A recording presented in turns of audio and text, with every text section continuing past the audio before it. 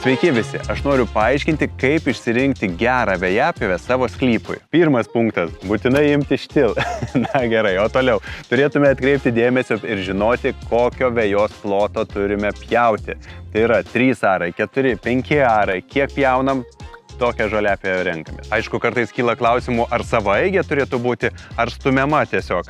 Tai jeigu norit pasportuoti ir sklypas nedidelis, imkite, kurią reikia stumdyti. O jeigu turite įkalnių kalnelių, tai tikrai rekomenduočiau savaeigę, jinai užtrauks jūs į kalną. Na ir dar vienas svarbus dalykas, tai pasirinkti akumuliatorinę ar benzininę.